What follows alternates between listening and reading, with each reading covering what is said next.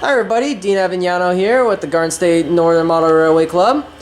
We are here with Gregory Rycharski, our designer of our new railroad at 569 High Mountain Road, which is located right next door to our current railroad, which we operate on weekly.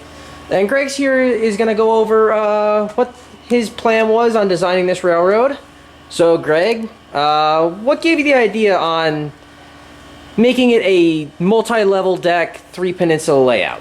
Well, so my first preview I will say is this is by no means the first design or even the fifth design. Many plans have come and gone before this. And the reason I settled on 3 levels, 2 visible decks and 1 storage deck, is to maximize the amount of space. This is approximately a 42 by 36 foot space that we have to work with. Even smaller when we had to carve out some space for our meetings, which is below here. So just to max out the amount of room we have, and we were able to get a nice run and hopefully enough space to showcase our trains and for everyone to enjoy the space. Okay, so here we have one of our 2 helixes that we are currently in the process of building. We have another one located in the back corner over there, but this one is different because this one's going to go all the way up to our 2nd level. Now, Greg, what was the purpose of having 2 helixes, but one of them only going up to the 2nd level? The easy explanation is storage. From the other helix, it connects right to our storage tracks, but on the top level, there is no storage yard up there, so we needed to have a way to connect immediately down to the storage tracks, but at the same time not impede trains coming up from the visible part of the railroad, where you are looking at now, to the top. So this helix is technically a 3-in-1. The inside track will go from the bottom all the way to the up, and then the outside tracks will come from the top and bottom and deposit out in the middle. You can see that we have a temporary double track going down. That should be a single track by the time we are finished. You can see the track that's partly complete heading up the little bit that we have completed at the top. This is only halfway done. And you can see around the helix we have 2 tracks. One of them is a secondary branch track that'll go around to a couple towns. And at the very bottom we have a reversing loop to help turn trains around in storage. Okay, so now we are over by where our main yard will be. Greg, what was your process in designing this yard, and how is it different than our current yard, Albatross, at 575 High Mountain Road? Well, the first big problem I had is that on this side there was no one easy place to put a yard. Next door, we have a nice linear space. Here we had to kind of shoehorn it around an L-shaped format. You can see the bench work we have getting ready right here. Immediately in front of the camera is going to be where our locomotive facilities are. Have diesel facility in the back of it, and the roundhouse is going to be right in front where all guests and viewers can easily see. Hopefully we might even have it where you can peek into the roundhouse and see a little bit what goes on behind those brick walls. Going a little further back, this benchwork, you can see underneath it is one of our staging storage yards that's 8 tracks long. Our freight yard above it is going to be roughly the same length, but have a couple more tracks going on the top of it. They should be host to a lot of freight cars, a little more capacity than what we have next door, and some more operating capabilities. Now, the big thing that we're going to have is we're planning to have a car float. So back in the day, a large part of the New York City waterfront scene were railroads shuffling cars across the Hudson River and the East River via car float and tugboats to customers in the 5 boroughs. Now it's very much reduced from where it is, but we're going to show a little bit of what it used to be. So where I'm standing right now is roughly the space that it's going to be. There's going to be a small feeder yard to help with switching the car float out, and hopefully we're planning to have a couple of car floats that will periodically interchange in and out as we see fit to add a little bit of variety to the scenes. And this is totally different. This will bring a new level of operating to our club, as we have never had a car float on the current railroad. And this railroad's actually going to be a little bit bigger than our current railroad next door. Yes. Is that correct? Yes, so next door, our main line length is roughly about 250 feet, give or take about 10 feet each way. And it has a branch line. Here, this is going to be a 3-deck design, lower level of staging. There's a middle visible level and an upper visible level that we have not built yet. You might be able to see the valances in the back. Those will be for the upper level. But when it's all is said and done, a continuous loop around is going to be about 890 feet. So about 4 times as large, 4 times as large as what we have next door. Now some of that is going to be hidden. The helixes will eat up some space of that line, but even then we'll have 600, 700 feet of that being visible, scenic, interesting mainline run for visitors and members to enjoy.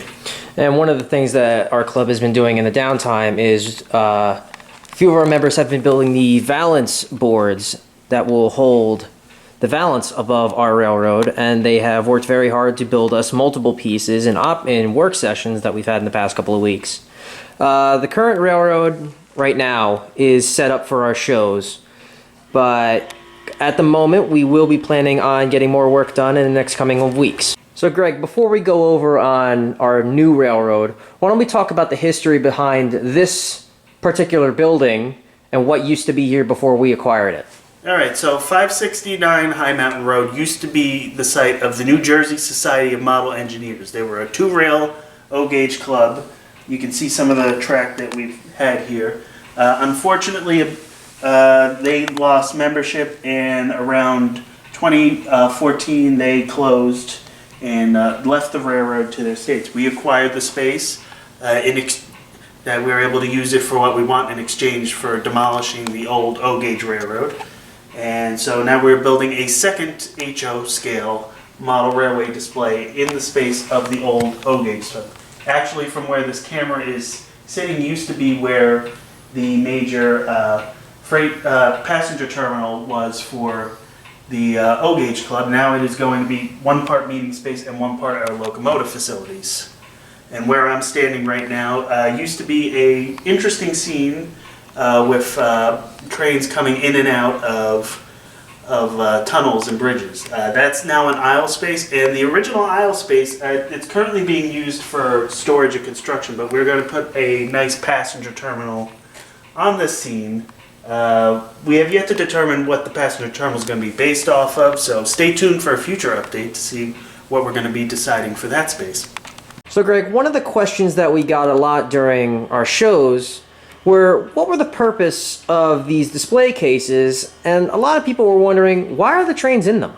So these display cases are to showcase some of our members' models. Not everything can be put out at the same time for our shows, so this is a way to kind of highlight some of our nicer models. For example, that gun on the flat cars, that was how back in the day that steel mills brought these big guns from the steel mills inland to the battleships on the coast.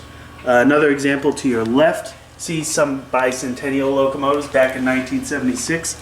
A lot of railroads got into the fever of the 200th anniversary of our nation's founding and painted their locomotives in red, white, and blue. We also have the John Bull, one of the first locomotives built for the United States usage.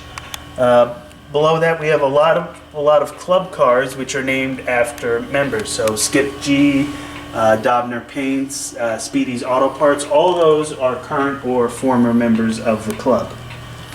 We have a couple of Garden State Northern home road equipment. Garden State Northern is the official railroad of the Garden State Model Railway Club. So one of the questions was, we have the Garden State Northern, why do we have a Ramapo Valley Railroad engine here? So the Ramapo Valley Railroad is the railroad of the Ramapo Valley Model Railroad Club. They are a model railroad club in the Ramsey, Hohokus area. Unfortunately, right now they do not have a space of their own. They are inactive and we're not entirely sure what they are, but one of our members found one of their old locomotives on eBay and bought it, and it's been on display here. It might be a project to return to service at some point. Okay, so we have now moved to our other railroad. Greg, what's going on at this railroad? So, a model railroad is never really finished, and that applies very much to our railroad. It's almost 30 years old. A lot of the scenes are getting dated, so we're going back and refreshing them. And one of the first ones we're looking at is here in Perry. There used to be an ice house, a locomotive stall for locomotive storage. We have removed that, and we're now making it a more urbanized scene. You can see some of the buildings we are fitting into place. There's a little bit of work that still needs to be done. Some of the buildings don't fit right. Scenery needs to mesh in. But it's looking like it's going to be a very promising scene. And after this, we are going to go to a few other scenes around the railroad and start refreshing them as we go along through the next few years. So not only will you see the new railroad being built, you will be seeing this old one transformed over the next several months, years, into something new. Okay, so we are over here at a different part of the railroad. This is our famous bridge scene. This is where most of our flyer pictures are taken. And a lot of work's been going on over here. So this scene was the very first scene on the railroad that was completed. So it very much was looking tired. The scenery was falling and dusty. And we wanted to change the pace. So not only are we refreshing the scene, we're turning the clock a bit and going from summer to fall. There's going to be water in here eventually. This is going to have a nice forest of trees. We're actually going to have a rail trail where we had a previously overgrown tunnel. We got this looking as neat as we could for our winter and spring shows in 2021 and 2022, and hopefully by the summer and the winter shows of 2022, this will be at most, if not fully, complete. So, our upcoming shows, we are doing a summer show again this year, June 11th and June 12th. Look out for information on that coming soon on our Facebook page and our website. And stay tuned for more update videos on our two railroads. We hope to see you soon.